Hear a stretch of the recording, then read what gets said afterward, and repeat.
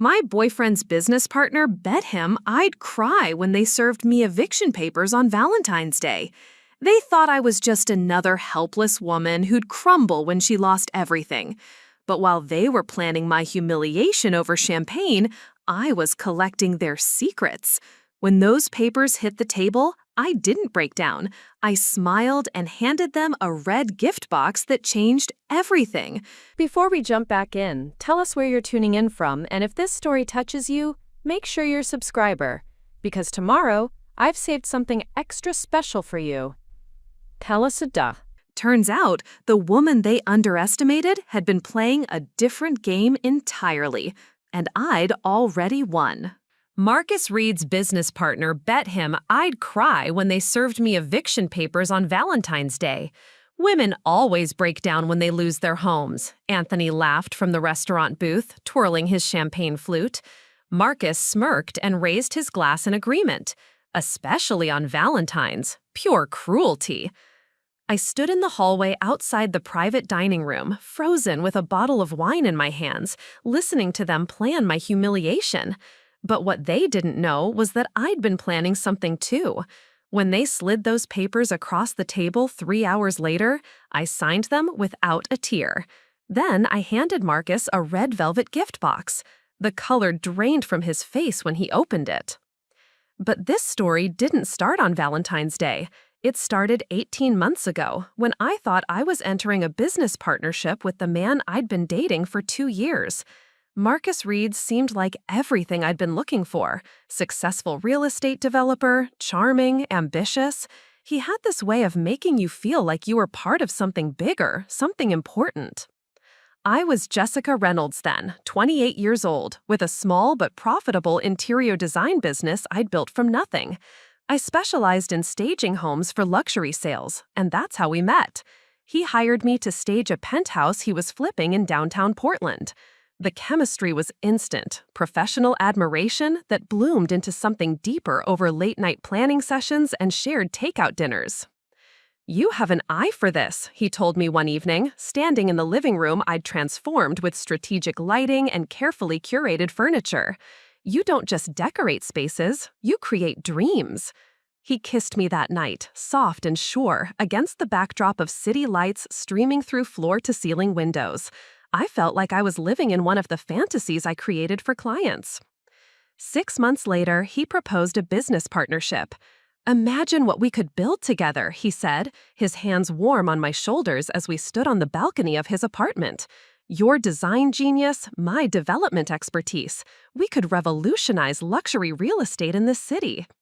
The proposal came with an engagement ring 2 weeks later, a stunning emerald-cut diamond that caught the light like captured starfire. We combined our businesses into Reed & Associates Development.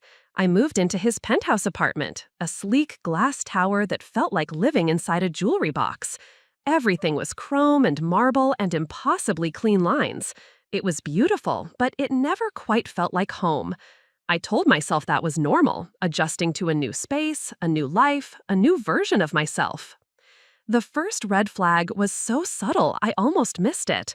We were at a client meeting, presenting staging concepts for a high-end residential complex. I was explaining my vision for the model units when Marcus interrupted. "What Jessica means is that we'll create aspirational spaces that target our demographics' lifestyle fantasies." He smiled at me like he was being helpful, but something in his tone made me feel diminished, like my words needed translation to be understood. It happened again at our engagement party. I was telling his college friends about a particularly challenging project, a Victorian mansion with original features that needed to be honored while appealing to modern buyers. "She's being modest," Marcus said, sliding an arm around my waist. I guided her through the historical research. Jessica's more of a natural talent than a technical expert. The group laughed appreciatively, but I felt something twist in my stomach. The comments became a pattern. In meetings, he'd speak for me or correct my explanations. At social gatherings, he'd introduce me as his creative genius, in a tone that somehow made creativity sound like a limitation rather than a strength. "She sees the pretty picture," he told a potential investor once. "I handle the numbers and strategy."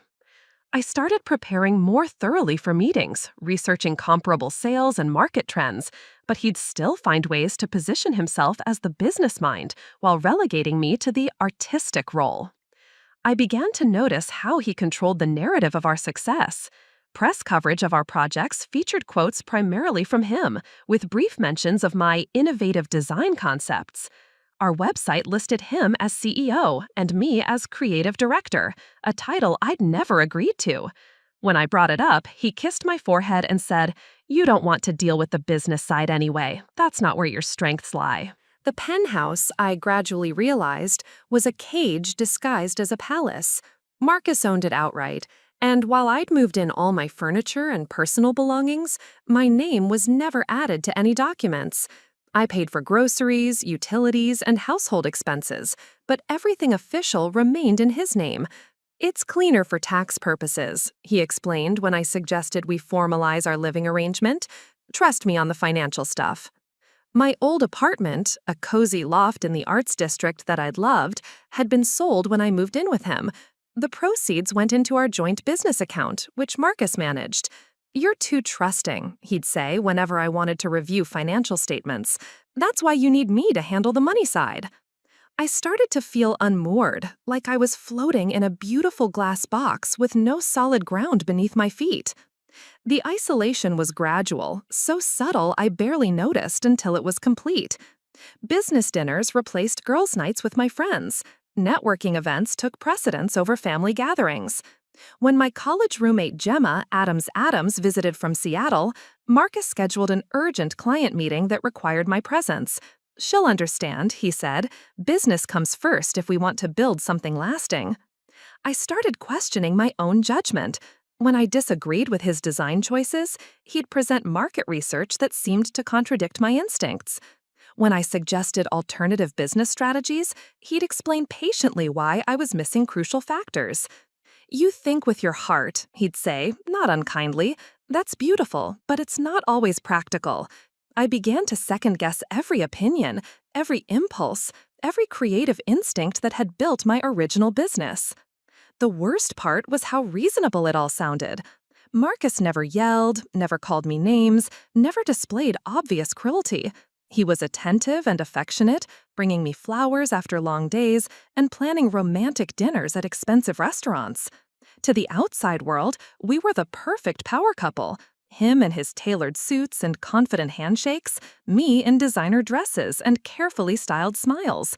But inside, I felt myself shrinking, becoming smaller and more uncertain with each passing month. I convinced myself this was what mature relationships looked like: compromise, accommodation, trusting your partner's expertise in their areas of strength. I told myself I was learning, growing, becoming more sophisticated in my business approach. But late at night, lying in that perfect bedroom overlooking the glittering city, I sometimes couldn't remember what my own voice sounded like when it wasn't filtered through Marcus's interpretation of what I meant to say. Then came the Investors Gala. The Portland Real Estate Development Association's annual charity auction was the kind of event that could make or break reputations in our industry. Every major developer, architect, and design firm in the Pacific Northwest would be there, along with the kind of high-net-worth individuals who could fund entire projects with a handshake. Marcus spent weeks preparing, getting his hair trimmed, his tuxedo perfectly tailored. He practiced his elevator pitch in the mirror, rehearsing answers to questions he imagined investors might ask. "This is our moment," he told me over breakfast the morning of the gala. "Tonight, we establish Reed & Associates as a major player." I designed the staging for 3 properties being showcased at the event, including a stunning waterfront estate that had already generated significant buzz. The local design magazine had featured my work in their preview coverage, calling it a masterclass in luxury staging that honors both architectural heritage and contemporary elegance. For the first time in months, I felt genuinely proud of something I'd created. At the gala, I wore a midnight blue silk gown that made me feel like the designer I used to be: confident, creative, worthy of the spotlight. The venue was the renovated ballroom of the historic Benson Hotel, with crystal chandeliers casting warm light over Oregon's most influential real estate players. I should have felt like I belonged there. Instead, I felt like an imposter in my own success. Preparing and narrating this story took us a lot of time, so if you are enjoying it, subscribe to our channel. It means a lot to us. Now back to the story. The evening started well enough. We mingled with potential clients, discussed upcoming projects, posed for photos that would later appear in industry publications. Marcus was in his element, charming and persuasive, working the room with the skill of a seasoned politician. I found myself genuinely enjoying conversations about design trends and architectural preservation, feeling like a professional rather than an accessory. But then we encountered Hunter Levine, a prominent developer from San Francisco who'd been considering partnering with us on a mixed-use project in Portland's Pearl District. Hunter had specifically requested to meet me after seeing the Design magazine feature. "Ms. Reynolds," he said, extending his hand with genuine warmth, "your staging work on the Riverside estate is extraordinary. The way you balanced the historical elements with contemporary luxury, it's exactly what we need for the Pearl District project." I lit up, ready to discuss my vision for urban mixed-use spaces, the importance of creating community within luxury developments. But before I could respond, Marcus stepped closer, his hand sliding possessively to the small of my back. "Jessica has such a gift for the emotional aspects of design," Marcus said, his smile never wavering. "Of course, the Pearl District project will require extensive market analysis and financial modeling. That's more my wheelhouse. Jessica provides the heart, I provide the business strategy." Hunter's eyebrows raised slightly. He looked at me expectantly, clearly wanting to hear my thoughts on the business implications of the design choices. I opened my mouth to speak, but Marcus continued. "We've learned that investors respond best when they understand the ROI behind the aesthetic choices.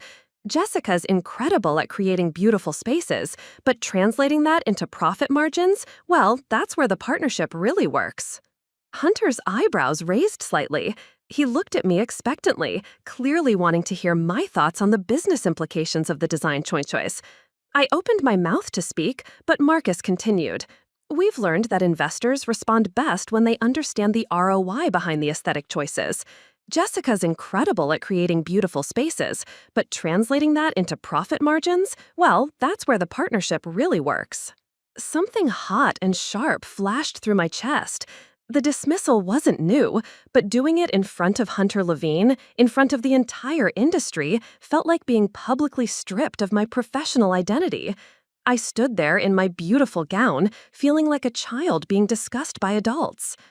"Actually," I said, my voice steadier than I felt, "the Pearl District staging concept is based on extensive demographic research and neighborhood market analysis. The ROI projections—" "What Jessica means," Marcus interrupted smoothly, "is that her intuitive approach often aligns with market trends. She's got great instincts, even if she doesn't always understand why they work financially."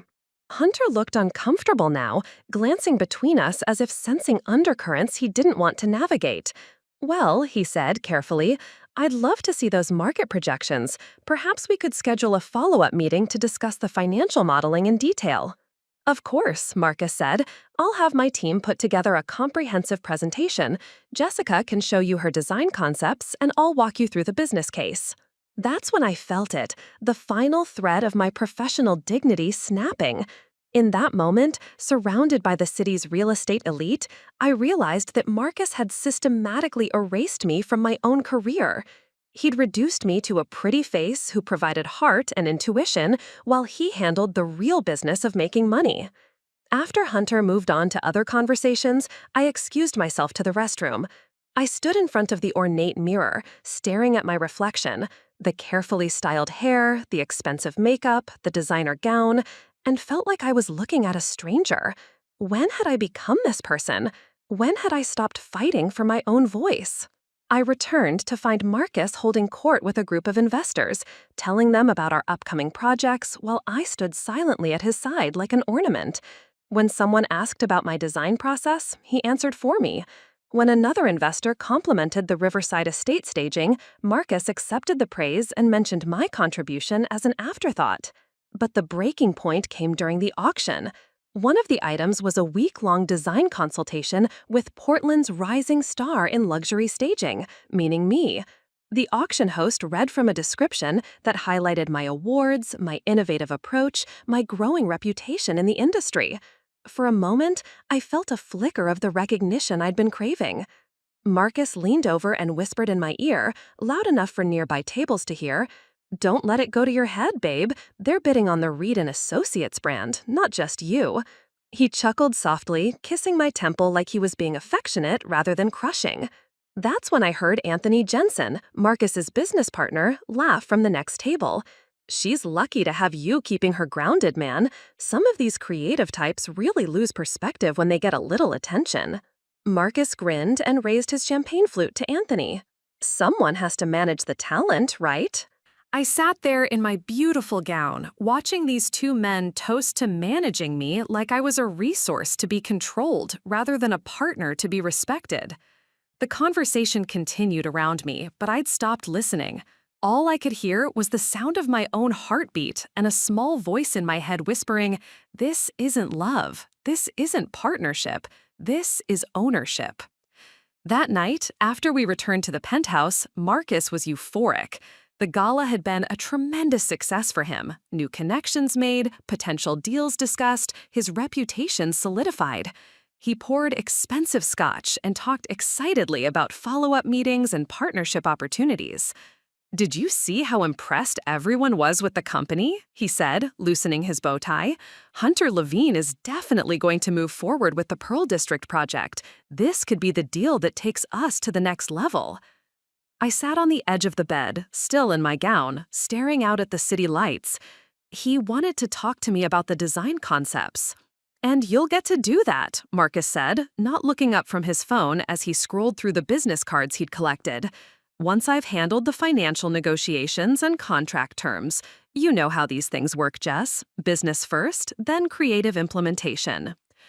"I am the business," I said quietly. "My designs, my reputation, my client relationships, that's what they're buying." Marcus looked up then, his expression patient but condescending. "Sweetheart, you're incredibly talented, but talent without business acumen is just an expensive hobby. That's why we work so well together. You create, I monetize." I stood up slowly, unzipping my gown as I walked to the closet. As the silk pooled at my feet, I felt like I was shedding more than just clothing. I was shedding the last of my illusions about our partnership, our relationship, our future together. "You're right," I said, hanging the dress carefully on its hanger. "We do work well together." But for the first time in months, I wasn't agreeing with him. I was planning. The morning after the gala, I woke up with a clarity I hadn't felt in months. Marcus was already gone, an early meeting with potential investors he'd mumbled before kissing my forehead and leaving. I lay in bed for a long time, staring at the ceiling, replaying the previous night's humiliations. But instead of the familiar shame, I felt something else. Anger. Clean, sharp, useful anger. I made coffee in the pristine kitchen, sat at the marble island, and opened my laptop. For the first time in over a year, I logged into my old business email account, the one I'd maintained but barely used since we'd merged up companies. Dozens of messages waited, many from former clients asking if I was still taking independent projects. One email made me pause. It was from Hannah Monteith, a high-end residential client I'd worked with before Marcus. She'd sent it 3 weeks ago. "Jessica, I hope this reaches you. We're renovating our vacation home in Bend and specifically want to work with you again. Your staging of our Portland house was transformative. Could we discuss a consultation? I have your old cell number, but it seems to be disconnected." My old cell number. Disconnected. I'd given up that line when Marcus suggested we consolidate our phone plans for business efficiency. Another small surrender I'd barely noticed at the time. I pulled out a notebook, one of the leather-bound journals Marcus had given me for Christmas, meant for creative inspiration but never used, and started writing. Not design ideas or business plans, but facts. Dates, incidents, financial arrangements. The systematic dismantling of my professional identity, documented in black ink. December 15th. Marcus interrupts presentation to Hunter Levine, dismisses my market analysis as intuition. I went back further, remembering other incidents with new clarity. October 3rd, Portland Business Journal interview focuses on Marcus, mentions me as talented design support. September 20th, Marcus removes my name from Pearl District proposal without consultation. August 14th, client specifically requests me for consultation. Marcus insists on joint meeting, dominates conversation. The list grew longer. Each entry was a small wound I'd rationalized away at the time, but together they formed a pattern of deliberate professional sabotage. Marcus hadn't just been managing our business partnership, he'd been systematically erasing my role in it. I researched Oregon's business partnership laws, read articles about professional dissolution, studied precedents for creative professionals reclaiming their work and client relationships. The internet became my classroom, and I was a dedicated student.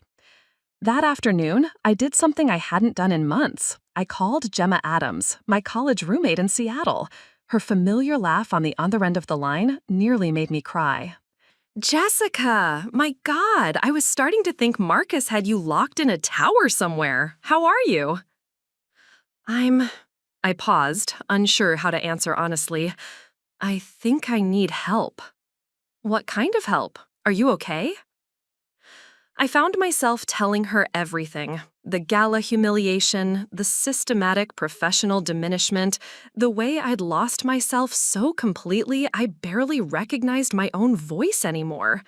Gemma listened without interruption, occasionally making small sounds of understanding or outrage.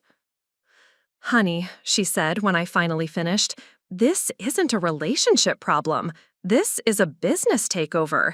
He's been stealing your career piece by piece. But we're partners. Legally, everything we've built is shared. Are you? Have you actually seen the partnership documents? The question hit like cold water. I realized I'd never read the final legal documents. Marcus had handled all the paperwork, explaining it was standard business language I didn't need to worry about. I'd trusted him to protect my interests while he systematically destroyed them. I need to see those documents, I said. Yes, you do. And Jessica, you need a lawyer. Not a couples counselor, not a business mediator.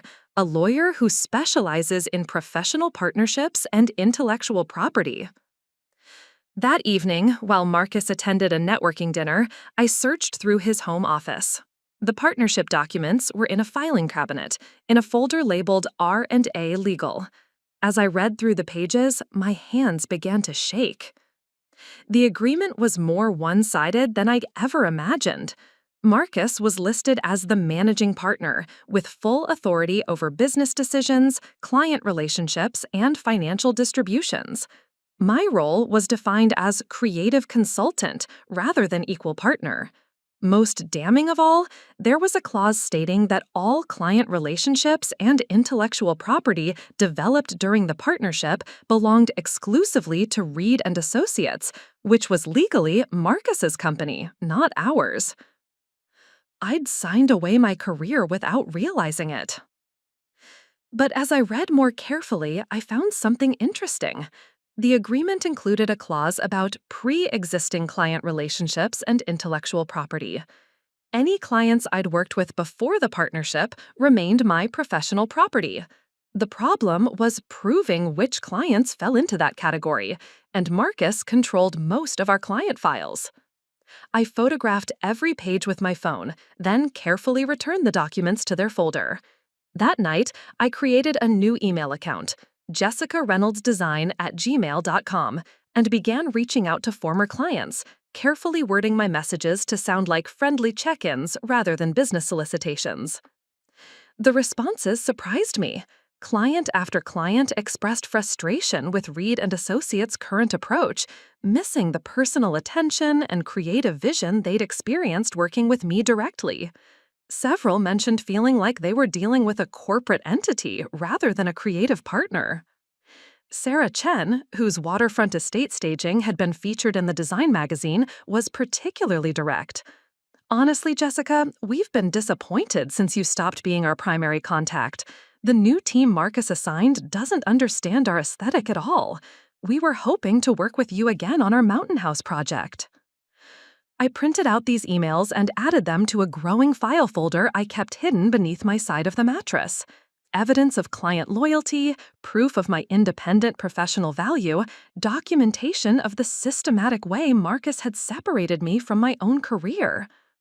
But I needed more than client testimonials. I needed legal leverage. The next morning, I called in sick to our office, something I rarely did, and instead drove to downtown Portland. I had an appointment with Sherry Levine, an attorney who specialized in business partnerships and creative professional rights. Gemma had found her through a Seattle colleague who'd gone through a similar situation. Sherry's office was in a renovated brick building in the Pearl District, filled with natural light and contemporary art. She was younger than I'd expected, probably mid-30s, with sharp eyes and an immediate, no-nonsense presence that made me feel like I was finally being taken seriously. "Tell me about your situation," she said, settling back in her chair with a legal pad. I told her everything, showing her the photographs of the partnership documents, the printed client emails, my growing documentation of professional marginalization. She took notes without judgment, occasionally asking pointed questions about timelines, financial arrangements, and legal procedures. "This is a more common situation than you might think," she said when I finished. "Creative professionals, especially women, often find themselves legally disadvantaged in business partnerships with more traditionally business-minded partners. The good news is that you have options." "What kind of options?" Well, first, we need to determine exactly what you own versus what the partnership owns.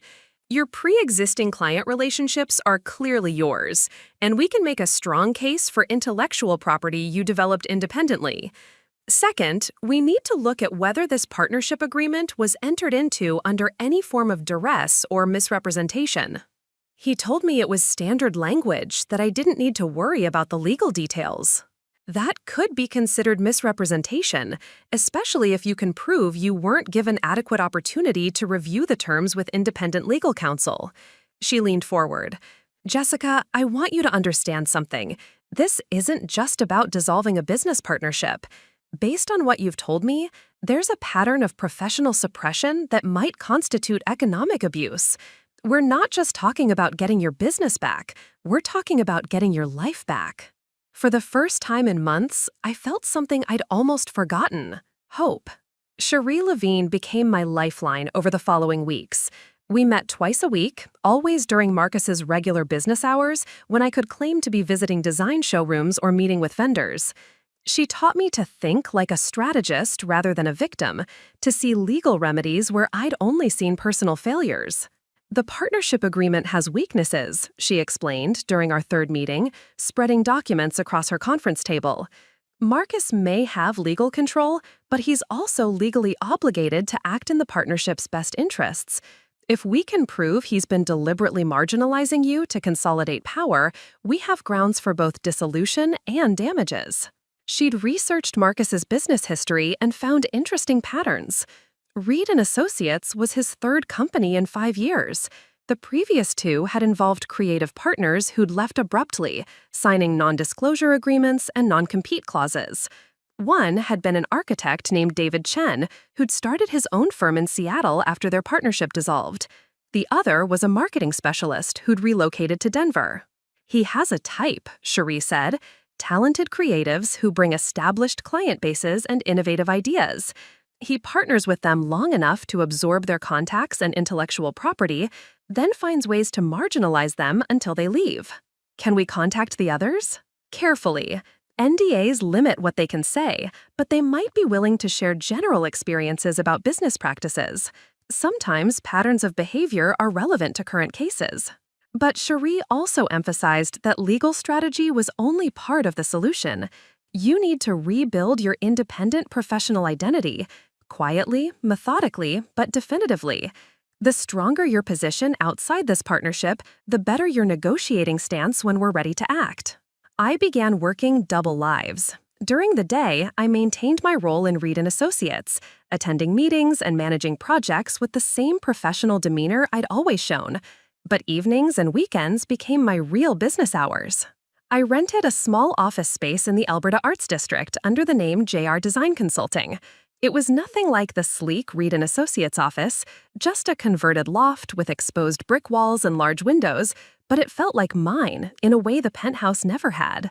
I furnished it carefully with pieces from consignment shops and local artisans, creating a space that reflected my actual aesthetic rather than Marcus's minimalist preferences. My first independent project came through Hannah Monteith, the client who'd emailed my old account. Her Bend vacation home renovation was exactly the kind of challenging, creative work I'd list. Historic cabin bones with contemporary luxury additions, mountain views that needed to be honored rather than dominated, a family with specific needs for both intimate gatherings and large entertaining. I drove to Bend on a Saturday, telling Marcus I was visiting vintage furniture showrooms for a Reed & Associates project. The 3-hour drive through the Cascade Mountains felt like traveling toward my old self. Hannah met me at the property with coffee and genuine enthusiasm for collaboration rather than management. "This is exactly what I remember about working with you," she said as we walked through the space, discussing sightlines and furniture placement.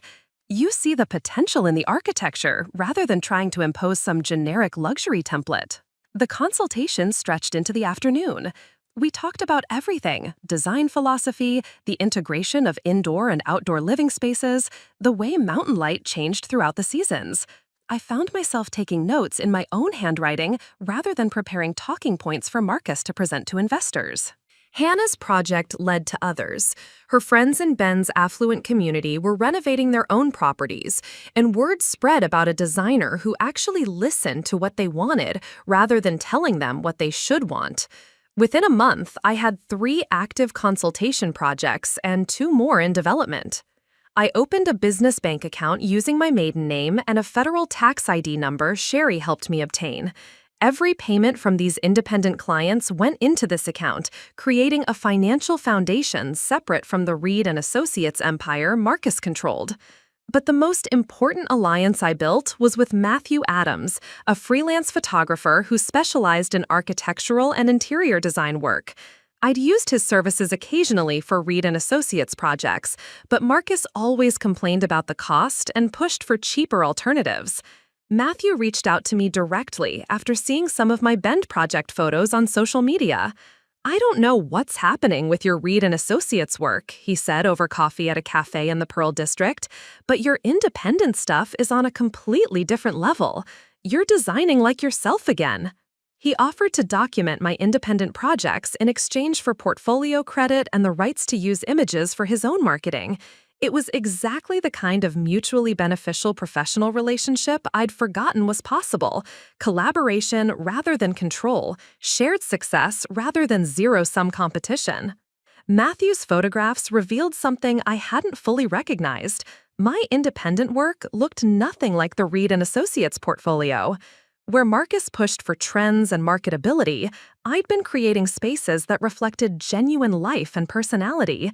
The contrast was striking enough to constitute a completely different design philosophy. "You should trademark this approach," Matthew suggested, reviewing contact sheets in my Alberta office. "This isn't just interior design, it's lifestyle curation. You're not staging houses for sale, you're creating homes for living." The idea intrigued me.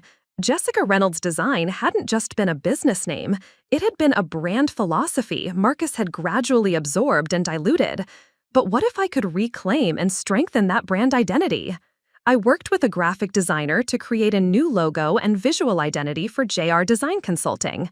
Clean but warm, sophisticated but approachable. The tagline we developed, "Spaces that honor life," captured something I'd been trying to articulate for months. More importantly, I began documenting everything I learned about business management, client relations, and professional presentation. Marcus had convinced me I was too creative to handle business operations, but managing my independent projects taught me otherwise. I was perfectly capable of writing contracts, managing budgets, and negotiating with contractors. I'd just been systematically prevented from doing so. By December, my independent business was generating enough income to cover my personal expenses. I wasn't ready to leave Marcus yet, legally or financially, but I was no longer dependent on him for my professional identity or economic survival.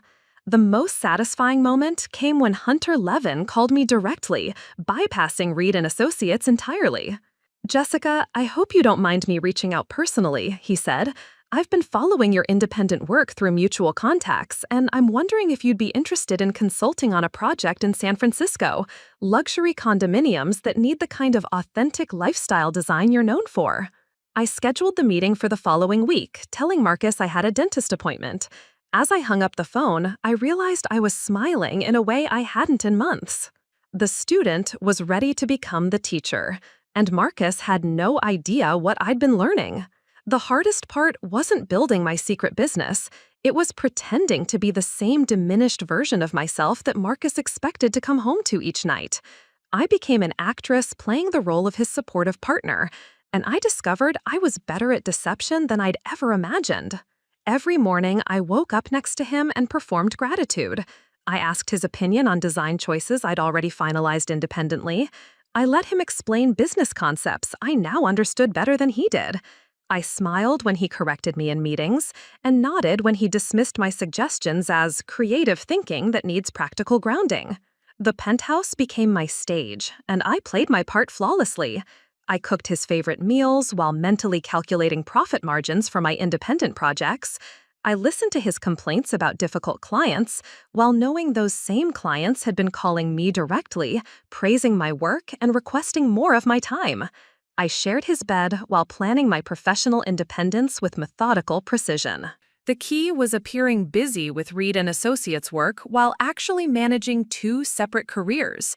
I became a master of time management and compartmentalization. Lunch meetings with Marcus's investors became opportunities to text my independent clients. Site visits for partnership projects included detours to photograph my own work.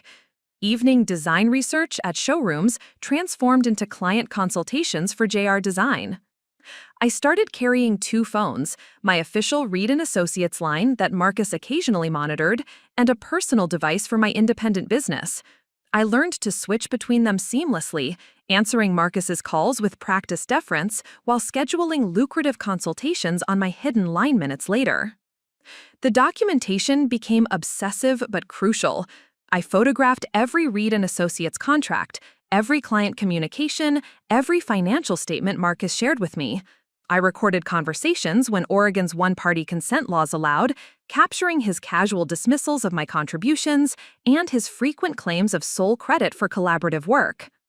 But I also documented my independent success: client testimonials, project photographs, payment records, referral patterns. I was building two parallel portfolios, one that showed how Marcus had systematically marginalized my contributions to our partnership, and another that proved my independent professional value. The most dangerous part was managing Marcus's suspicion. He was naturally controlling, but he wasn't stupid. If I changed my behavior too dramatically, he'd notice. So I gave him small victories that fed his ego while concealing my larger strategy. I started asking for his help with confusing business decisions I'd actually already researched thoroughly. I let him teach me concepts I'd mastered months earlier. I praised his negotiation skills after deals I'd actually structured behind the scenes through my independent client relationships. "You're really growing into the business side of things," he told me one evening, reviewing quarterly reports that showed significant growth in our design consultation revenue. What he didn't know was that much of that growth came from clients who were actually paying me directly, then routing their payments through Reed & Associates at my suggestion to maintain the appearance of partnership success. I became skilled at strategic incompetence, appearing just helpless enough to avoid Marcus's suspicion, while competent enough to handle increasingly complex independent projects. When he praised my improvement in areas like client relations or project management, I credited his guidance rather than revealing my actual capabilities. The emotional performance was the most exhausting part. I had to simulate the gratitude and dependence he expected while suppressing the anger and confidence I actually felt. Some evenings, after particularly successful independent client meetings, I'd come home energized and accomplished, only to immediately shift into the diminished persona Marcus required. "You seem different lately," he said one night in early January, studying my face as I prepared dinner. "More confident or something." My heart stopped, but I kept chopping vegetables with steady hands. Maybe I'm finally learning from all your business advice, I said, smiling over my shoulder. You've been so patient with me. He seemed satisfied with that explanation, but I realized I needed to be more careful. Confidence was dangerous. Success was suspicious. I had to remain the grateful student even as I became the independent master. I started deliberately making small mistakes in Reed and Associates' work, nothing that would damage our reputation, but enough to maintain the appearance of someone who still needed guidance. I asked obvious questions in meetings, deferred to Marcus's expertise on topics I understood perfectly, and occasionally forgot to follow up on details I'd actually handled efficiently through back channels. The performance extended to our social life. At industry events, I played the supportive partner who smiled proudly when Marcus took credit for collaborative successes. I networked carefully, building relationships that would serve my independent business while appearing to simply be the charming girlfriend helping his career advancement. But privately, I was becoming formidable. My independent client base was growing through referrals and reputation. My legal strategy with Sherry was becoming more sophisticated as we gathered evidence and built precedents. My financial independence was strengthening with each successful project. Marcus thought he was watching me grow into the business-minded partner he wanted. What he was actually witnessing was me growing beyond his ability to control or contain. The predator had no idea he was living with prey that had learned to hunt. The revelation came on February 8th, exactly 6 days before Valentine's Day, in the most mundane way possible. I was at the penthouse, organizing files for a Reed and Associates project, when Marcus's laptop chimed with an incoming message. He was in the shower, and the sound was distracting me from my work. I glanced at the screen without thinking, just trying to see if it was something urgent that needed his immediate attention. What I saw made my blood freeze. The message was from Anthony Jensen, his business partner, in a group chat I'd never seen before. The preview text was visible. Valentine's dinner is perfect timing. She'll be emotional, vulnerable, easy target. My hands shook as I opened the laptop fully. Marcus hadn't logged out, and the conversation thread loaded completely. What I read destroyed any remaining illusions about the man I'd been sharing a bed with for over a year. Anthony. So we're really doing this on Valentine's Day? Brutal, man. Marcus. That's the point. Maximum emotional impact. She'll be expecting romance, maybe even a proposal upgrade. Instead, she gets eviction papers and reality. Anthony. The restaurant setting is genius. Public enough that she can't make a scene, but private dining room so we control the witness situation. Marcus. I want her to understand this isn't negotiable. She's been getting too comfortable, too confident lately. Time to remind her who actually owns everything. Anthony. Thinks she'll cry? I've got $500 that says she breaks down completely. Easy money. Women always fall apart when they lose their security, especially ones like Jessica, who've never had to be truly independent. What's the timeline after the papers are served? 30 days to vacate. Should give me time to transition her client relationships smoothly. Most of them won't follow her anyway. They're really Reed and Associates clients. Anthony. And if she fights it? She can't. I own the penthouse outright. She's not on the lease, not on any legal documents. Legally, she's just a girlfriend who's been staying over. No rights, no recourse. Cold, but clean. What about the business? Partnership dissolution is already drafted. She keeps her little independent clients. I keep everything that matters.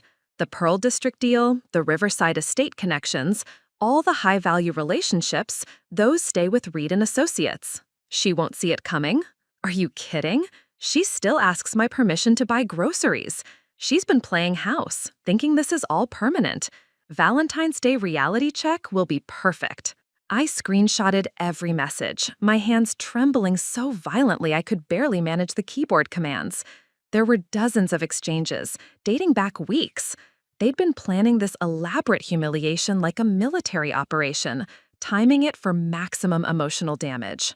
But as I kept reading, something shifted inside me. The initial shock and hurt crystallized into something sharper, more dangerous. They thought I was helpless. They thought I was broken. They thought I had no resources, no options, no ability to survive without Marcus's protection. They had no idea what I'd been building. I forwarded the entire conversation thread to my secure email account, then deleted the forwarding history from Marcus's laptop. By the time he emerged from the shower, I was back at the dining table, working on project files with apparent calm. "Everything okay?" he asked, toweling his hair. "You look a little pale." "Just tired," I said, not looking up from my papers. "Long day with the Henderson staging." He kissed the top of my head, the gesture now feeling like a predator marking territory. "Get some rest. Big week coming up." If only he knew. That night, I called Sherry from my car, parked outside a 24-hour coffee shop in Southeast Portland. "We need to meet immediately," I said. "Everything's changed." We met the next morning at her office. I showed her the screenshots, explained the timeline, outlined Marcus's complete plan. She read through everything twice, her expression growing more grim with each pass. "This is bad," she said finally, "but also incredibly useful. They've essentially confessed to conspiracy to commit fraud, planning to steal your client relationships while making you homeless on Valentine's Day for maximum psychological impact. Can we stop it? Better than that, we can turn it into a trap." She leaned back in her chair, and I saw a familiar gleam in her eyes, the same look she'd had when we first identified weaknesses in the partnership agreement. "Jessica, they're about to hand you the perfect opportunity for a counter-ambush. They think they're serving you eviction papers. What if you serve them something first?" We spent the next 3 hours crafting a strategy that would have impressed military tacticians. By Valentine's Day, I would be ready with my own documents, partnership dissolution papers that protected my interests, evidence of Marcus's breach of fiduciary duty, documentation of my independent business success, and most importantly, proof of their conspiracy to defraud me.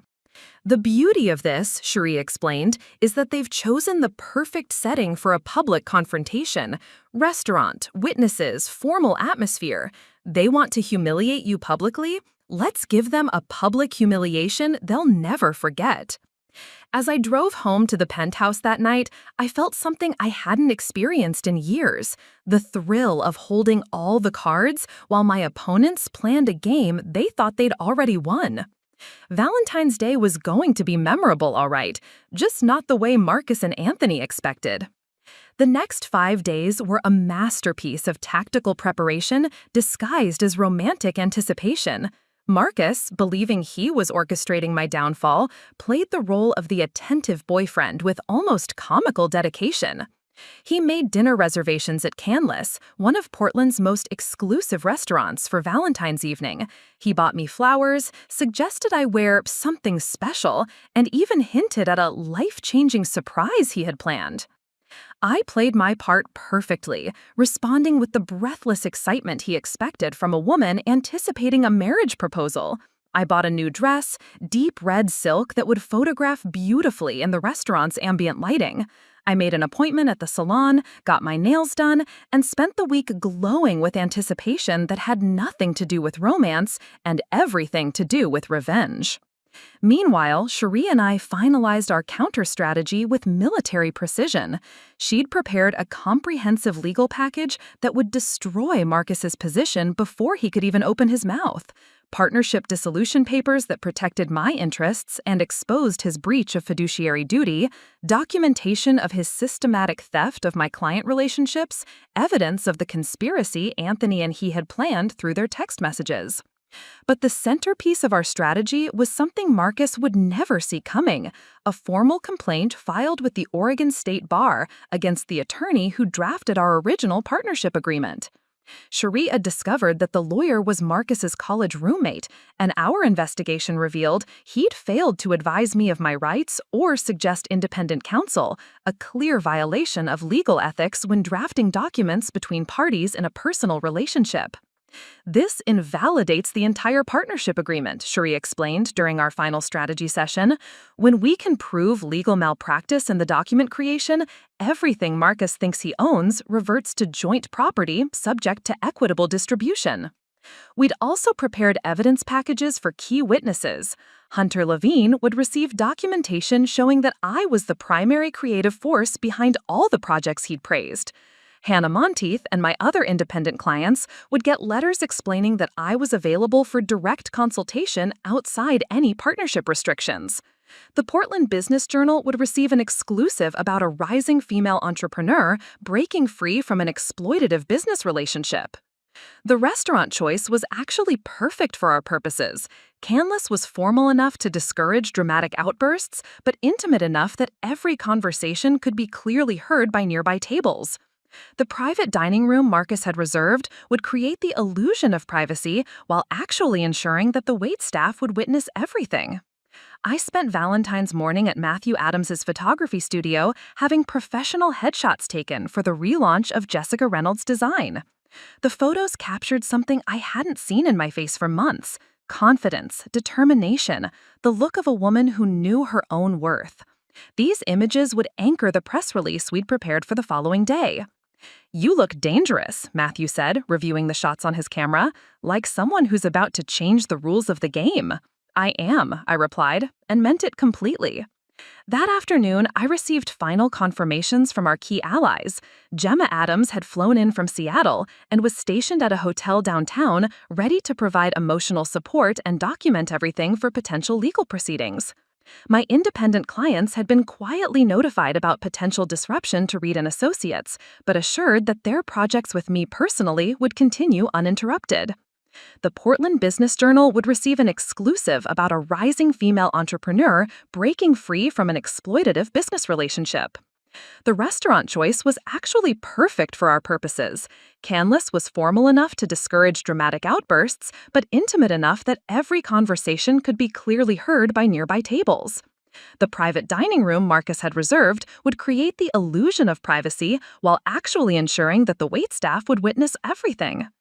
I spent Valentine's morning at Matthew Adams's photography studio having professional headshots taken for the relaunch of Jessica Reynolds' design. The photos captured something I hadn't seen in my face for months: confidence, determination, the look of a woman who knew her own worth.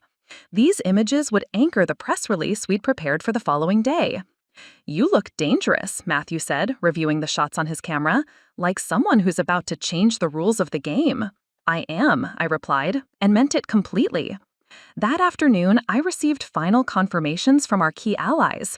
Gemma Adams had flown in from Seattle and was stationed at a hotel downtown, ready to provide emotional support and document everything for potential legal proceedings.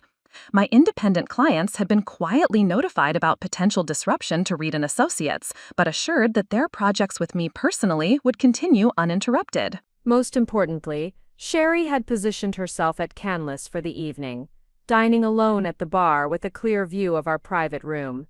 She carried copies of all our legal documents and had a court reporter on standby for immediate transcription if Marcus made any admissible statements. I spent an hour before dinner preparing myself mentally, reviewing every element of our strategy. Marcus thought he was about to destroy my life, but he was actually walking into the most comprehensive legal and professional ambush I'd ever witnessed. The final touch was a red velvet jewelry box I'd purchased that morning.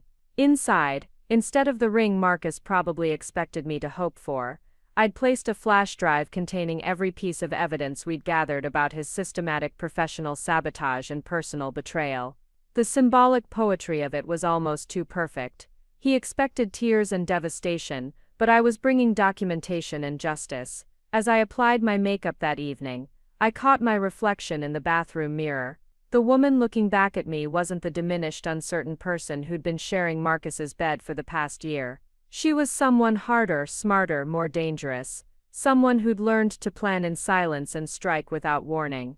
Marcus knocked on the bathroom door. "Ready for our special evening, beautiful?" "More than you know," I called back, adding the final touches to my lipstick. When I emerged from the bathroom, Marcus was waiting in his best suit holding a bouquet of red roses. He looked confident, pleased with himself, utterly convinced that he was about to deliver the performance of his lifetime. He had no idea the performance was about to be mine. Canlis exceeded even my expectations for theatrical perfection. The restaurant's floor-to-ceiling windows overlooked Elliott Bay, with the city lights twinkling like stage lighting designed specifically for our confrontation. Marcus had requested their most intimate private dining room, a space enclosed by frosted glass that provided the illusion of privacy while ensuring every word would carry to the attentive waitstaff. He was in rare form that evening, charming and attentive in the way that had first attracted me 18 months ago. He ordered an expensive bottle of champagne, made witty observations about the other diners, and kept reaching across the table to touch my hand with possessive affection. "You look absolutely radiant tonight," he said, as our appetizers arrived. "There's something different about you lately, more settled, like you've finally found your place." I smiled, thinking of all the ways his observation was both completely wrong and perfectly accurate. "I feel like I'm exactly where I'm supposed to be." Anthony Jensen arrived during our main course, appearing in the doorway with the timing of an actor hitting his mark. He was slightly out of breath, as if he'd hurried from another engagement, but I could see the anticipation gleaming in his eyes. "Marcus, sorry I'm late. The investor meeting ran long." He kissed my cheek in greeting, the gesture feeling like a Judas betrayal, now that I knew what he was really here to witness. "Jessica, you look beautiful, special occasion." "You could say that," Marcus replied, glancing at his watch with theatrical precision. "Actually, Anthony, your timing is perfect. I have something important to discuss with Jessica, and it might be helpful to have a witness." My pulse quickened, but I kept my expression curious rather than alarmed. This was it, the moment Marcus had been planning for weeks, the scene Anthony had bet money on, the humiliation they'd designed to destroy me completely. Marcus reached into his jacket pocket and withdrew a thick manila envelope, placing it on the table between us like a declaration of war. The ivory linen tablecloth made the legal documents look even more ominous. "Jessica," he said, his voice taking on a formal tone I'd never heard before, "our relationship has reached a point where we need to clarify some things." "Legal things." I looked at the envelope, then back at his face, letting confusion and concern show in my expression. "What kind of legal things?" "Well, we've been living together for over a year, and you've become quite comfortable in my penthouse. But I think it's time we acknowledged the reality of our situation." He pushed the envelope closer to me. "These are eviction papers, properly filed with the county. You have 30 days to find alternative housing arrangements." The silence that followed was perfect. Anthony shifted in his chair, watching my face with the hungry attention of someone waiting for a show. The wait staff paused in their movements, sensing the shift in atmosphere. Even the ambient restaurant noise seemed to quiet, as if the entire establishment was holding its breath. I opened the envelope slowly, scanning the legal documents with the careful attention they deserved. The papers were comprehensive: formal eviction notice, termination of any implied tenancy, legal requirement to vacate within 30 days. Marcus had been thorough, consulting real estate attorneys to ensure I had no legal recourse. "I don't understand," I said softly, looking up at him with exactly the kind of hurt confusion he'd been expecting. "Is this because of something I did? Something I said?" "It's not personal, Jessica. It's just time for both of us to move forward with our lives. You've grown a lot during our time together, learned valuable business skills. Now it's time for you to apply those skills independently." Anthony was practically vibrating with anticipation, waiting for the tears he'd bet money on. Marcus leaned back in his chair with the satisfied expression of a man delivering a perfectly executed speech. "I see," I said, my voice barely above a whisper. I folded the eviction papers carefully, placed them back in the envelope, and set it aside. "Well, I suppose this saves me from an awkward conversation." Marcus blinked, the first crack appearing in his confident facade. "What conversation?" I reached into my purse and withdrew the red velvet jewelry box I'd prepared. Marcus's eyes lit up with confusion. This wasn't following his script. Anthony leaned forward, clearly expecting some kind of desperate romantic gesture, a pathetic attempt to change Marcus's mind with sentiment and tears. I placed the box on the table and slid it across to Marcus with the same deliberate motion he'd used with the eviction papers. "Open it," I said calmly. Marcus hesitated, thrown off by my composure. This wasn't the breakdown he'd orchestrated, the public humiliation Anthony had paid to witness. But curiosity overcame confusion, and he lifted the velvet lid. Inside, nestled in white silk padding where a ring should have been, was a single flash drive. "What is this?" he asked. I smiled then, the first genuine expression I'd worn all evening. "That's every text message between you and Anthony planning this evening. Every document you thought I'd never see. Every piece of evidence proving you've been systematically stealing my clients and sabotaging my career for the past year." The color drained from Marcus's face as comprehension dawned. Anthony's mouth fell open, his confident smirk replaced by growing alarm. "Happy Valentine's Day, darling," I said, raising my champagne glass in a mock toast. "I hope you enjoy your surprise as much as I'm enjoying mine." Marcus stared at the flash drive like it might spontaneously combust. His fingers trembled slightly as he lifted it from the velvet box, and I watched years of careful manipulation crumble in real time across his features. "This is impossible," he said quietly. "My phone is password protected. My—" "Was left open last Tuesday when you were in the shower," I interrupted smoothly.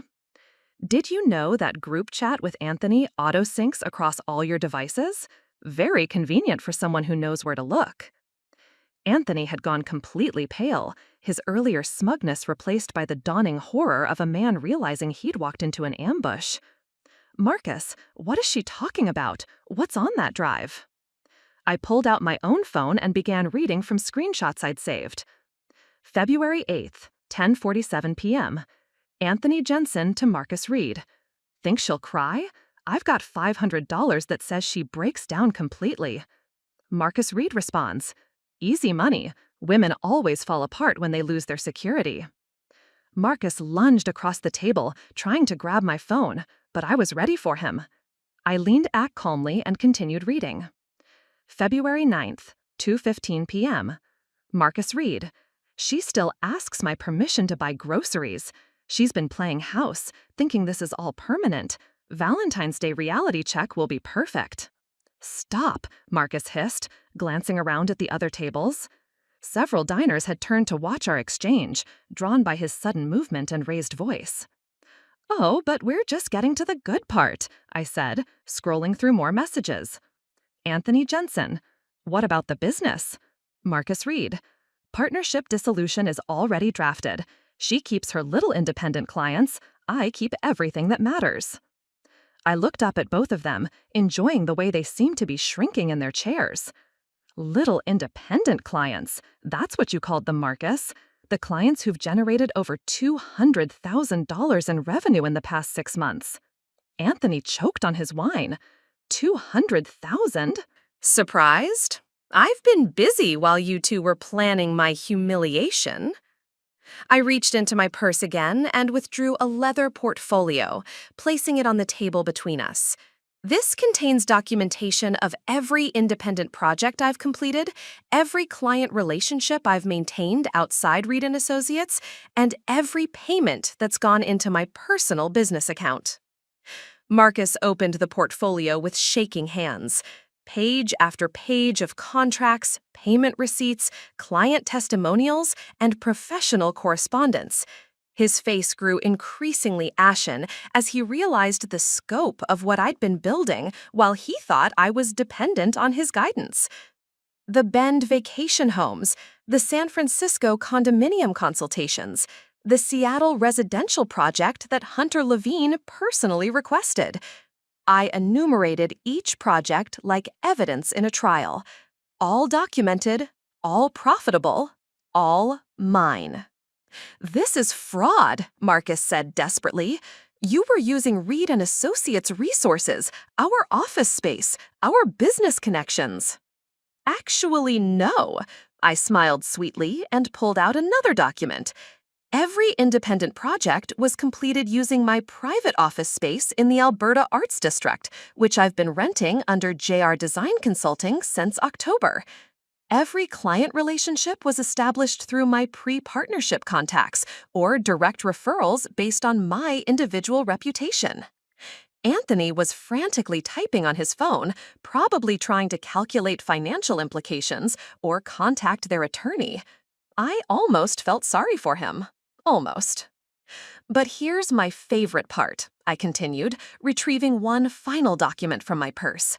This is a formal complaint filed with the Oregon State Bar against the attorney who drafted our partnership agreement.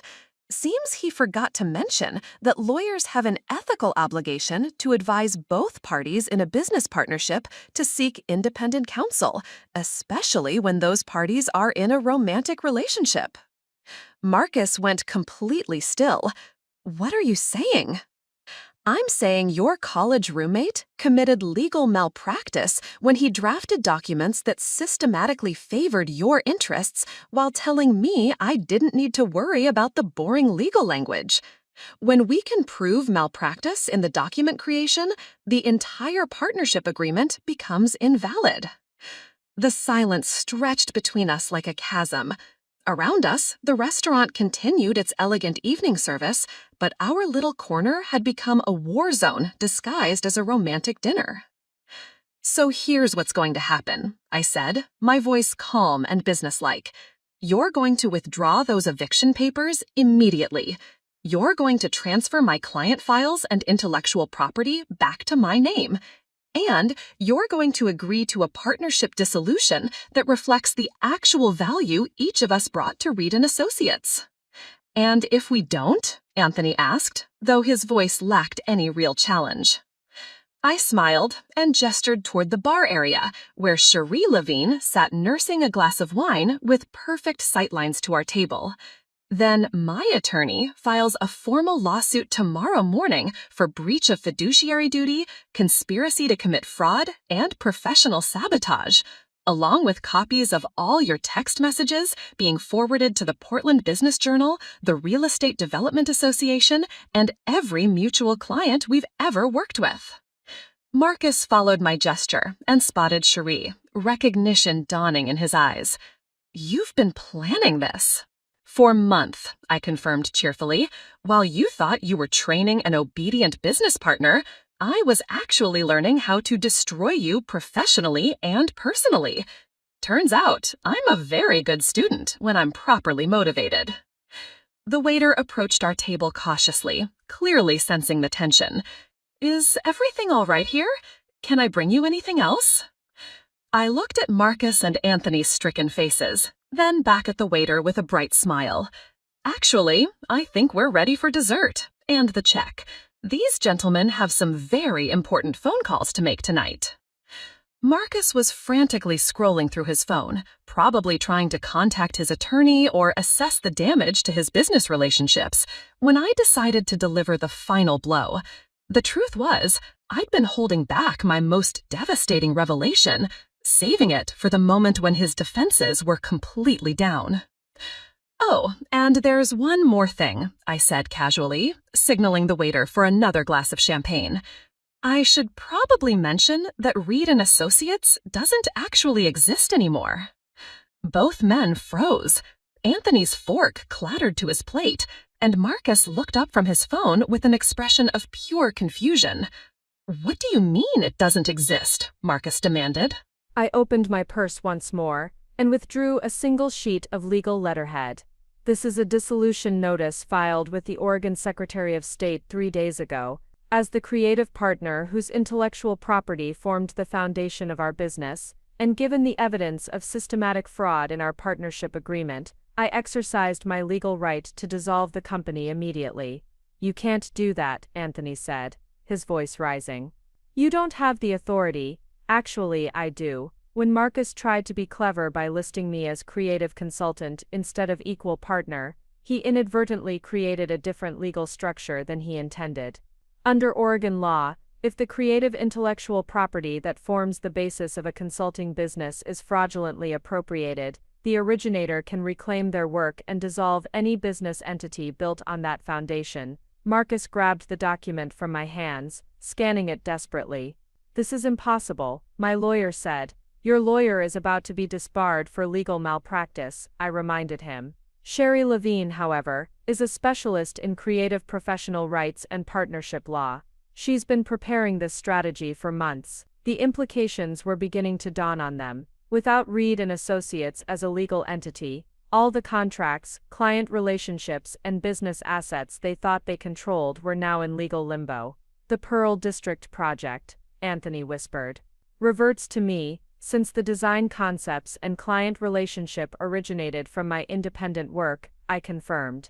Hunter Levine specifically requested Jessica Reynolds' design, not Reed and Associates. He's been very clear about that in his communications. The Riverside Estate staging, my portfolio piece completed using my design philosophy and creative vision. The client testimonials specifically praise my individual work, not our partnership. Marcus was hyperventilating now, the full scope of his professional devastation becoming clear. The office lease, the equipment, the all in the name of a company that no longer legally exists as of February 12, which means the lease defaults, the credit lines become immediately due, and all business insurance is void. I sipped my champagne delicately. I do hope you kept up with your personal liability coverage. Anthony stood up abruptly, his chair scraping against the floor. I need to make some calls. This is insane, Marcus. She can, and she has. Interrupted a new voice. Sherry Levine approached our table with the confident stride of a woman who just orchestrated the legal equivalent of a precision bombing.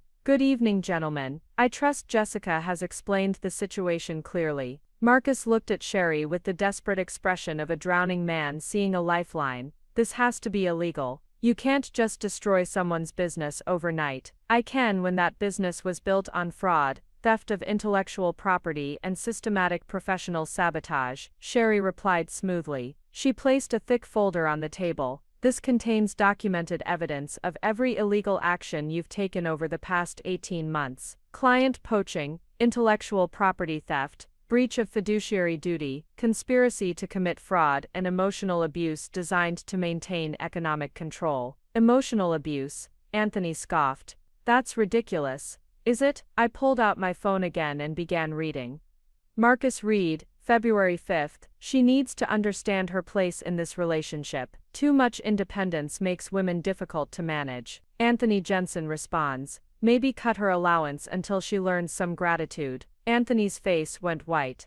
Allowance, Jessica, that was just my own money, I said coldly. From my own business, that you two decided to manage for my own good. Except now I've been tracking every dollar for 6 months, and it turns out you've been systematically underreporting my earnings and keeping the difference. I slid another document across the table. Financial analysis showing a $60,000 discrepancy between what clients paid Reed and Associates for my work and what I received in profit sharing. Funny how that money ended up in accounts I had no access to. Marcus stared at the financial analysis like it was written in a foreign language. We reinvested that money into business growth, into your personal accounts and Anthony's investment portfolio. Sherry corrected. We have bank records. The restaurant had grown noticeably quieter around us, though I suspected it was more from the other diners' polite attempt to avoid our increasingly dramatic conversation than any actual decrease in ambient noise. The waitstaff was giving our table a wide berth, clearly uncomfortable with the legal and emotional carnage unfolding over their carefully prepared cuisine.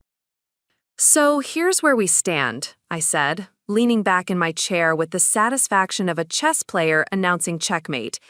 You have no business, no legal standing, no access to the clients you thought you owned, and potential criminal liability for fraud and theft.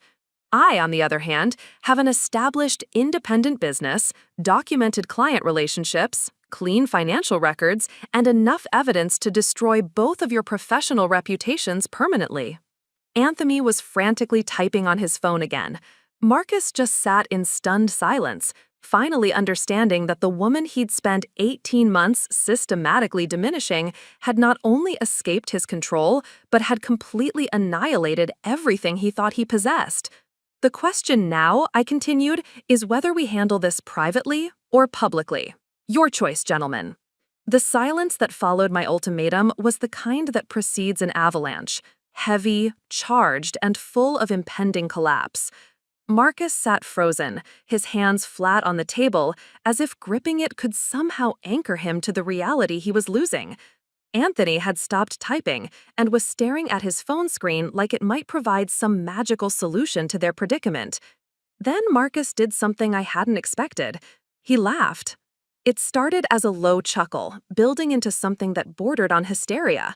The other diners turned to stare openly now, abandoning any pretense of polite disregard for our increasingly public drama. "This is brilliant," he said, his voice carrying an edge I'd never heard before. "Absolutely fucking brilliant. My sweet, naive Jessica, the woman who couldn't manage her own checkbook 18 months ago, has somehow orchestrated the complete destruction of everything I've built." "Marcus," Anthony hissed, glancing around at the watching faces, "keep your voice down." "Why?" Marcus spread his arms wide, addressing the entire restaurant. "Should I be embarrassed? Should I hide the fact that I've been outmaneuvered by someone I taught everything she knows about business?" I remained calm, watching him self-destruct with clinical fascination. This breakdown wasn't in his script either, but it was certainly going to be useful evidence of his instability and poor judgment. "You want to know what's really beautiful about this?" Marcus continued, his voice getting louder. "She learned it all from me. Every manipulation tactic, every strategic deception, every way to smile and nod while planning someone's destruction, I taught her that. I created my own nemesis." "Actually," I said quietly, "you revealed qualities I already possessed. You just mistook kindness for weakness and cooperation for stupidity.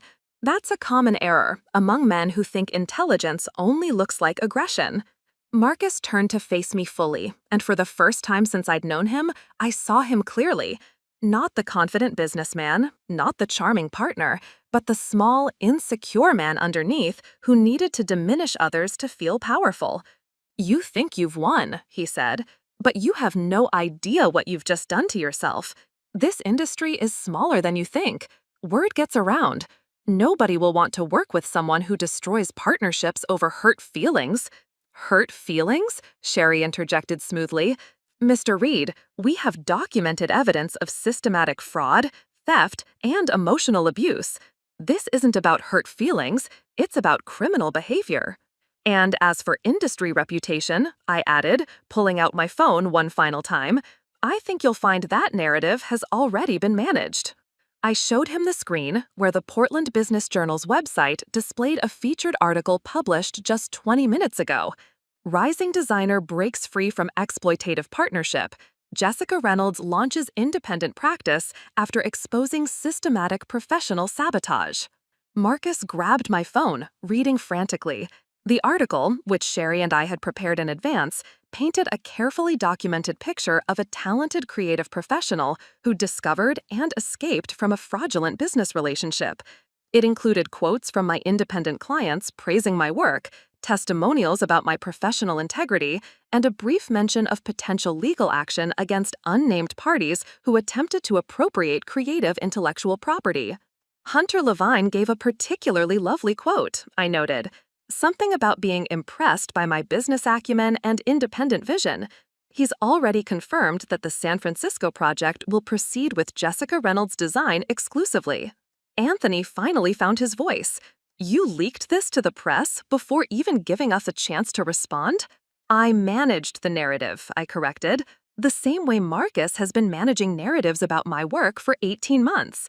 The difference, my narrative happens to be true." Marcus handed my phone back with hands that shook visibly.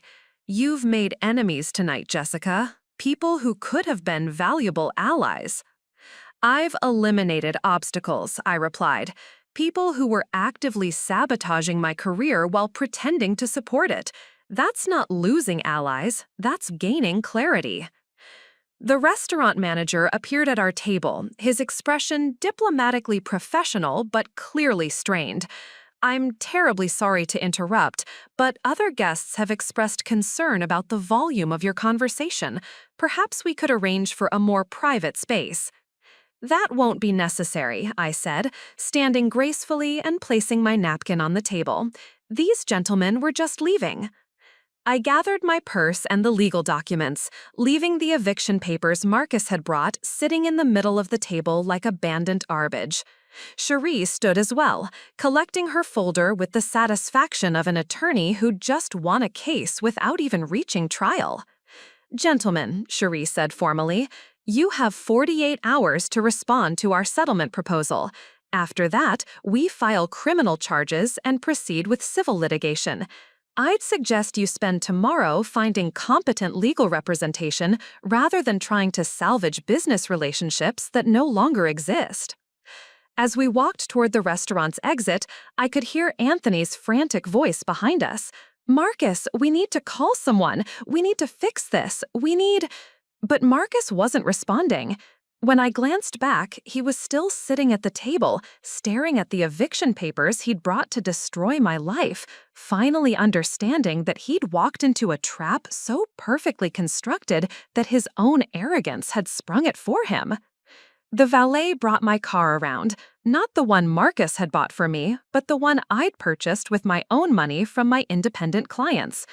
As I drove away from Canlis, I realized I wasn't just leaving a restaurant. I was leaving behind the woman who'd been afraid of her own power. I drove straight to my office in the Alberta Arts District, needing to be in a space that belonged entirely to me. Cherie followed in her own car, and we spent the next 2 hours fielding phone calls and emails as news of the evening's events spread through Portland's tight-knit real estate and design community.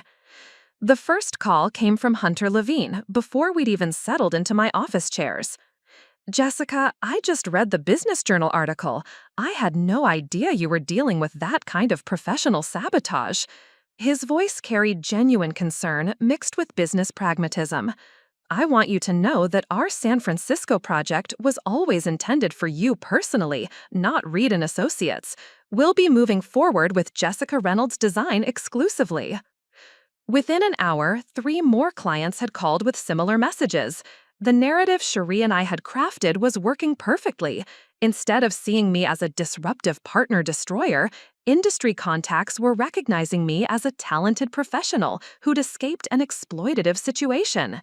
But Marcus wasn't going quietly. My phone buzzed with a text from an unknown number. "You have no idea what you've just unleashed. This isn't over." Then another. "Check your email. You might want to reconsider this war you've started."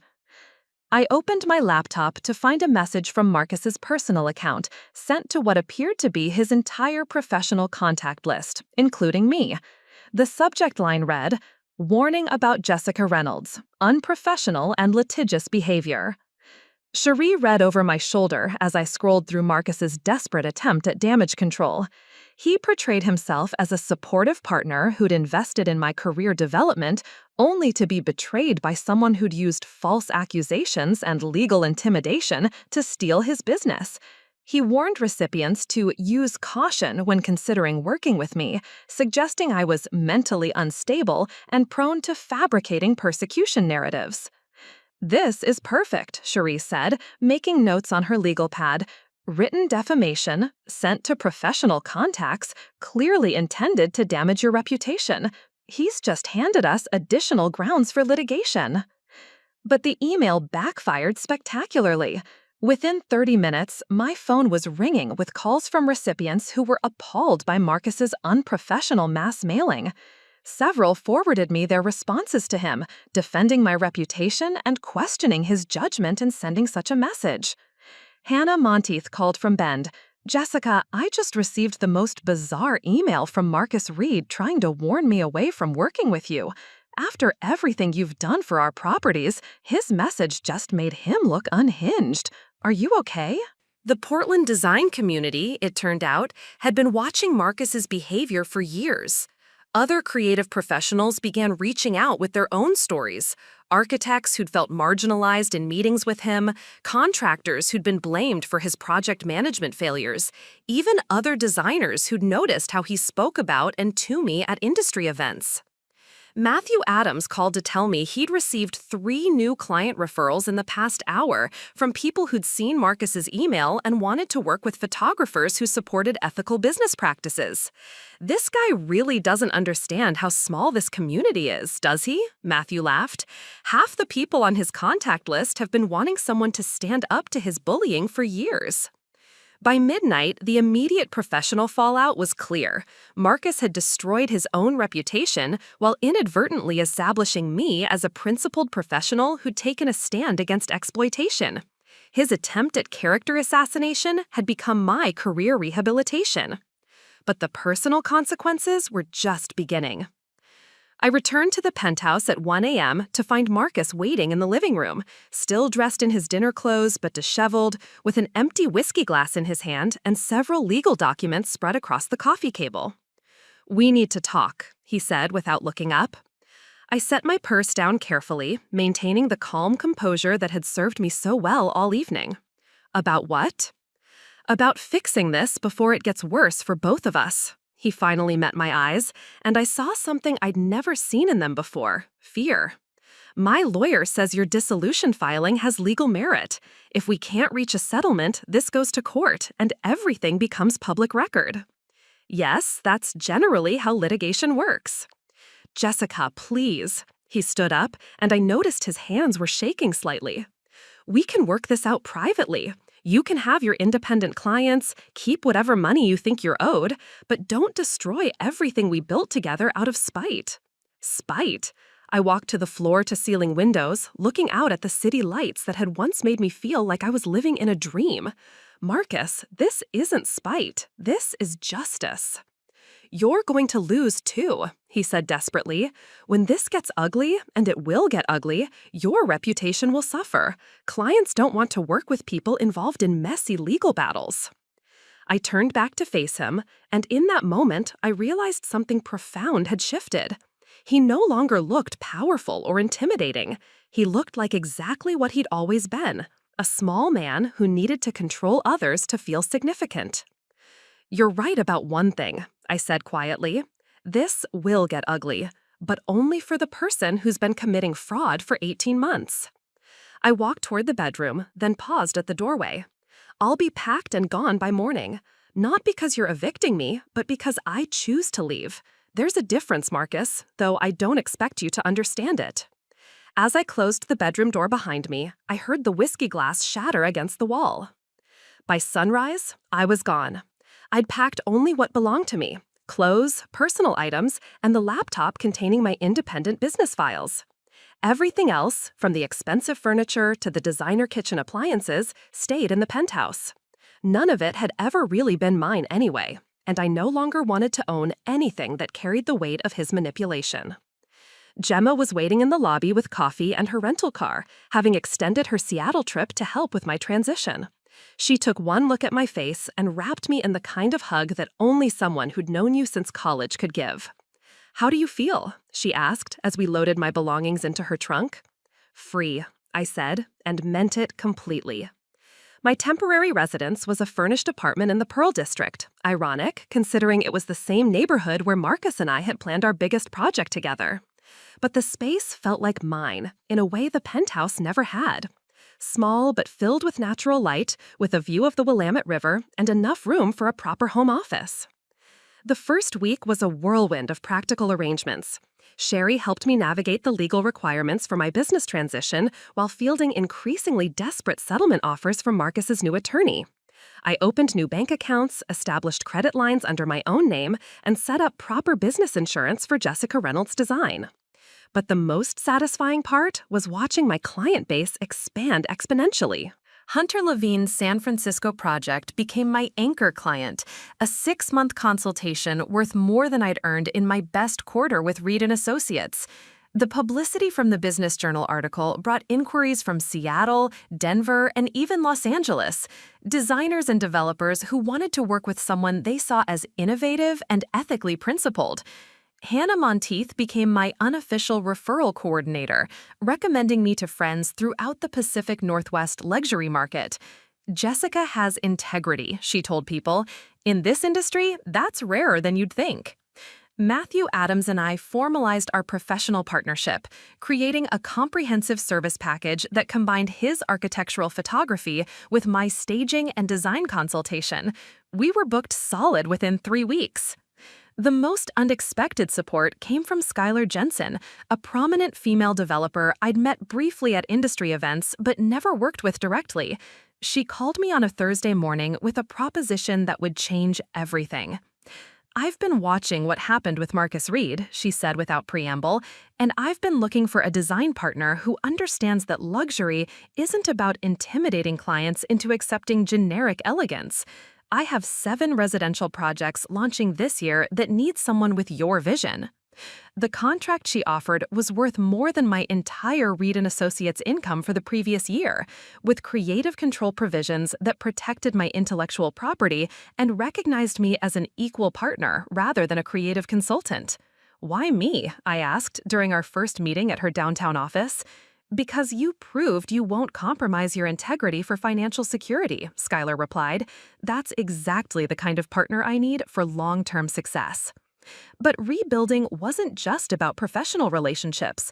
I'd spent 18 months in emotional survival mode, and now I needed to remember who Jessica Reynolds actually was when she wasn't performing the role of someone else's supportive partner. I started taking evening art classes at the Portland Art Museum, something I'd loved in college but abandoned when Marcus deemed it impractical. I joined a women's professional networking group that met monthly for dinner and honest conversation about business challenges.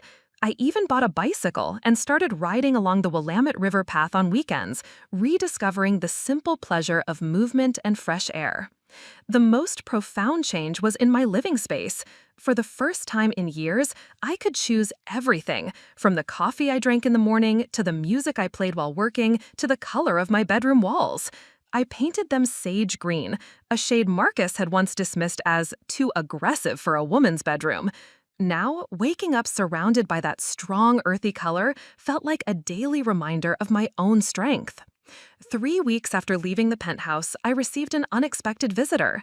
Evan Monteith, Hannah's son, appeared at my office with a bouquet of flowers and a shy smile. "Mom told me about what happened with your business partner," he said. "I'm sorry you had to go through that. But I wanted you to know that the work you did on our house changed how our family lives. You created something beautiful that honors who we actually are, not who someone else thought we should be." That evening, as I sat in my new apartment reviewing designs for Skylar's first project, I realized something profound. For 18 months, I'd been trying to recover the person I was before Marcus. But that person, the woman who'd been grateful for his guidance, who'd accepted his interpretation of her limitations, that person no longer existed. In her place was someone stronger, smarter, and infinitely more dangerous to anyone who might underestimate her again. The woman Marcus had tried to diminish had been replaced by someone he'd never be able to control, and she was just getting started. 6 months after Valentine's Day, I stood in the marble lobby of the Pacific Northwest Design Awards ceremony, wearing a midnight blue gown that I chose entirely for myself. Not because it would photograph well for Marcus's networking purposes, not because it struck the right balance between professional and approachable, but because when I put it on, I felt like the woman I'd always been meant to become. Jessica Reynolds' design had been nominated in 3 categories: residential excellence, innovation in luxury staging, and business ethics in professional practice. The last nomination was new this year, created specifically to recognize professionals who demonstrated integrity in their business relationships and industry leadership. Gemma had flown down from Seattle for the ceremony, along with Matthew Adams as my official date and photography partner.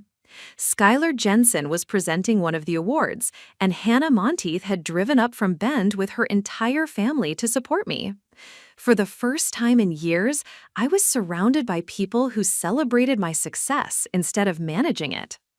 "Nervous?" Matthew asked as we found our assigned table near the front of the ballroom.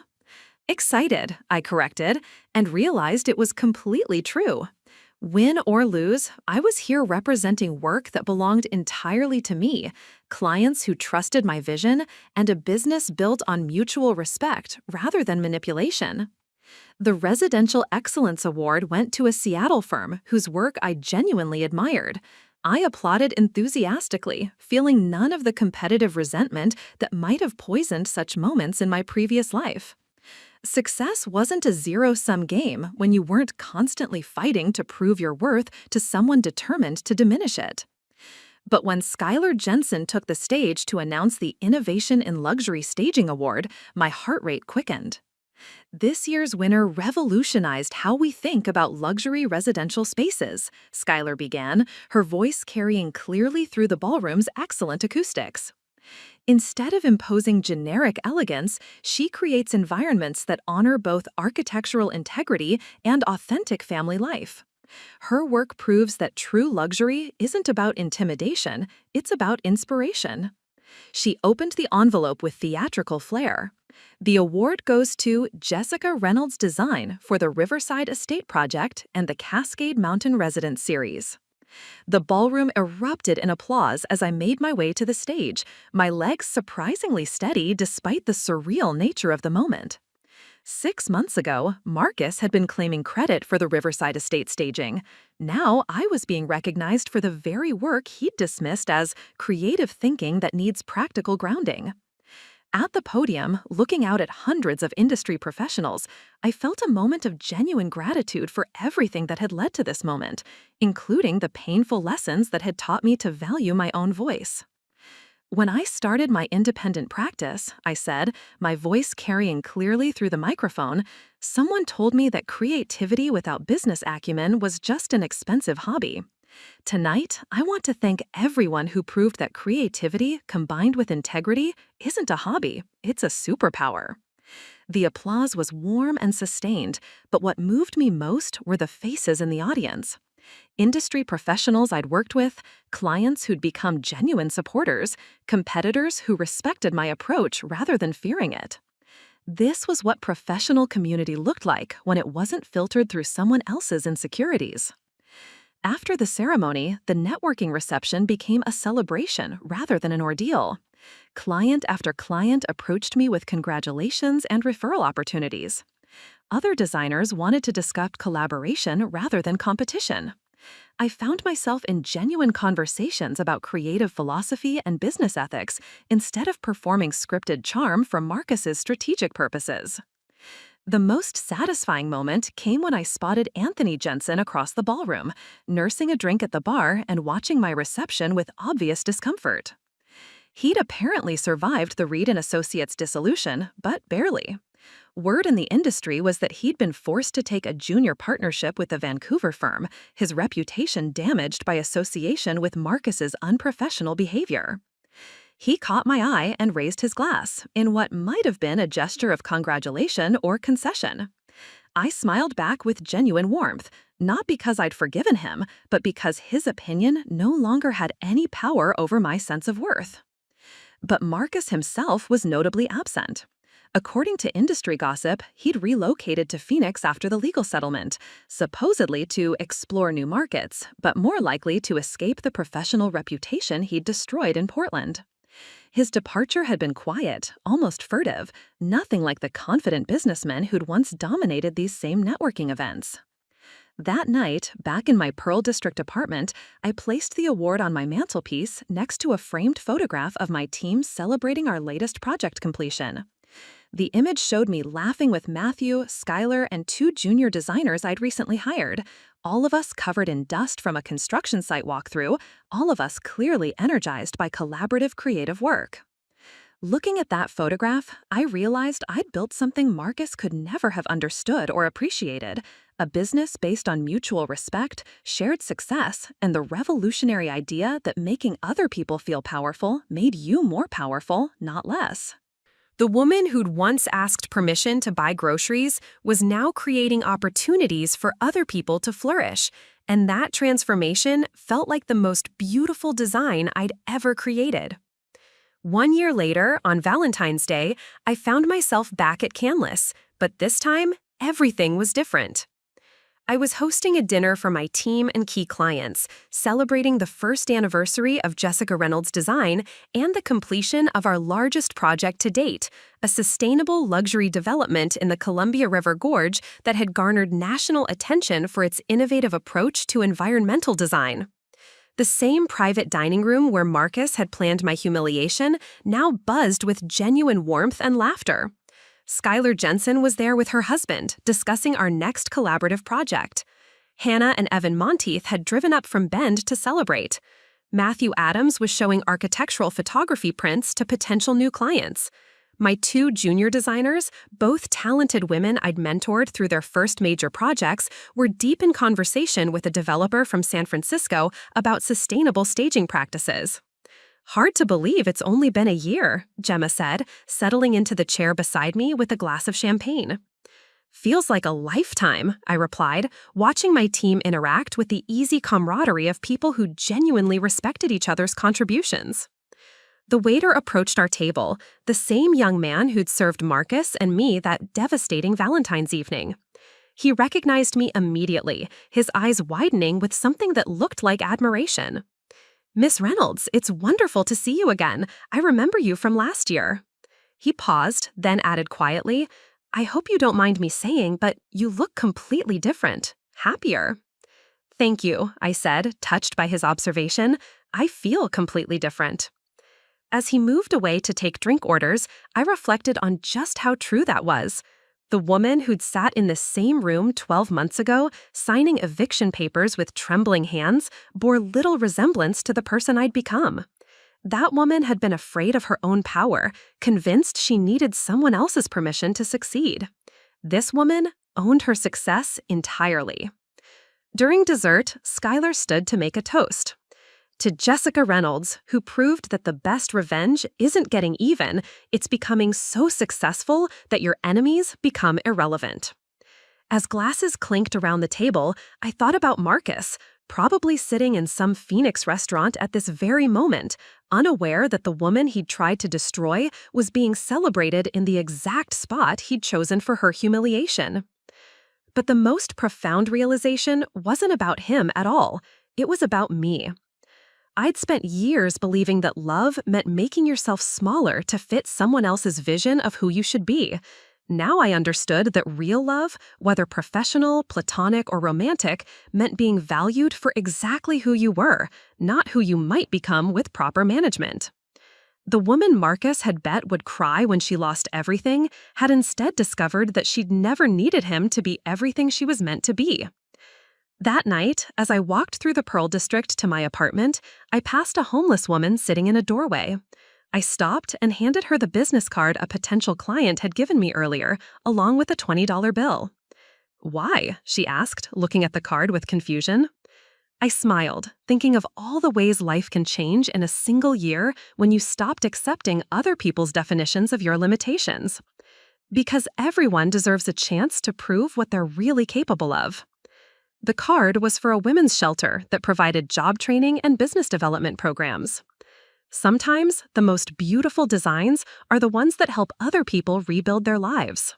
Up next, you've got 2 more standout stories right on your screen. If this one hit the mark, you won't want to pass these up. Just click and check them out. And don't forget to subscribe and turn on the notification bell so you don't miss any upload from us.